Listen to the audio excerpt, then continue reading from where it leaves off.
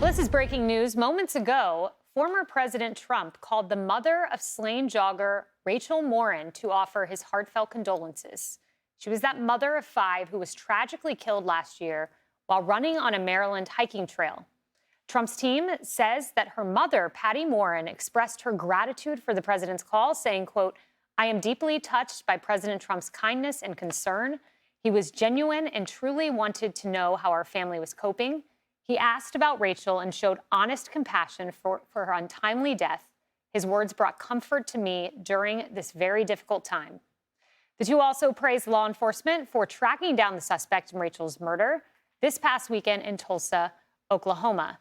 You know, Ben, former President Trump in 2016, when no one was talking about angel families, he was. He convened them in a hotel. He spoke to them. I spoke to some people at that meeting. One mother said he was genuine. He was emotional. And here he is again making this call after he called Laken Riley's family, I would note. You've been around the president a lot. I've been around him some. I wish more Americans saw this side of him. He is so genuine and authentic and truly cares when people are killed by illegal immigrants, something that he has championed this subject since he ran. And I don't think he's going to stop. And I think he means it in a way that is so sincere because he was briefed on it a lot. He wanted to know how bad the carnage was. He then understood that the stories were real to him, which is why he fought so hard to build the wall. It wasn't just a wall or a political moment, and I think people sometimes miss that. He understands how you keep people safe. And if you have lawlessness and you have people coming across the southern border that are committing heinous crimes, plus terrorists on the terrorist watch list to add on top of that, people are at risk, and he's trying to stop it from happening. I think this is why so many Americans will vote for him in November. Leslie, at the end of the day, illegal immigrant crime is a failure of government. There's no two ways about it. It just simply is. We had asked President Biden. Many people asked him about Laken Riley's family. There's no confirmation he ever called her. I think it's a fair question to ask at the briefing if he called the family of Rachel Morin. Would you suggest he call the family? Yes, I would. Although I have to say, whether it is a Democrat or a Republican, whether it is a victim of a mass shooting or somebody who's come over the border illegally, I think it's hard for former presidents and current presidents to, constantly be calling these people. I think because former President Trump did make this call, I do think it should be asked about. So, yeah, get on the phone so that you have the right answer when you're at the debate.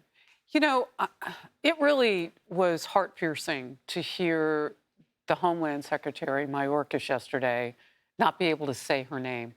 And I don't mean he stumbled on it and couldn't say it. He called her an individual. And what Patty Morin said in response to that was he made her a faceless victim. And if you further that out, he took the dignity away from the young woman who was separated from her children of 5. They'll never have their mom again, because an illegal immigrant suspect gamed our system, came in and was able to hide among us and live his life, and then allegedly raped and killed. So it isn't just Biden making a phone call. It is Biden's policy and leadership and expectation from day one that he promised that if people didn't do their jobs right, he would get rid of them. Mayorkas needed to be impeached, and this is one of the reasons why. He has lost touch with his humanity and with ours as Americans. And so it's more than a phone call. I think Biden needs to tell the nation right now why that's the guy that he lets go out and call an American victim an individual rather than knowing her name. It's more now. That's just a point to me in the debate. Let's hear them talk about it now.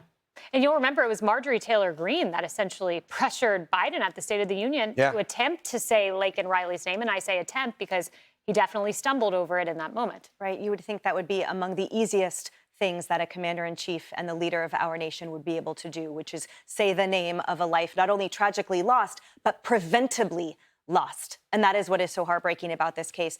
I interviewed Sheriff Gaylor again this week. He's the sheriff of that county that arrested that illegal immigrant who allegedly murdered Rachel Morin, reminding me that this is the second death in that county in the last year alone by an illegal immigrant, a county that is 1,800 miles from the southern border. And as he says, it is the result of, to your point, failed policies on the part of the Biden administration. And before I close, I just have to say, too, that I wanted to correct what I said earlier. Congressman Jamal Bowman did indeed apologize this week on WNYC radio for the Hamas sexual violence earlier. Yes, in response to a WNYC caller. All right, on to this. More Outnumbered in a moment. Hey everyone, I'm Emily Campagno. Catch me and my co-hosts Harris Faulkner and Kaylee McEnany on Outnumbered every weekday at 12 p.m. Eastern, or set your DVR. Also, don't forget to subscribe to the Fox News YouTube page for daily highlights.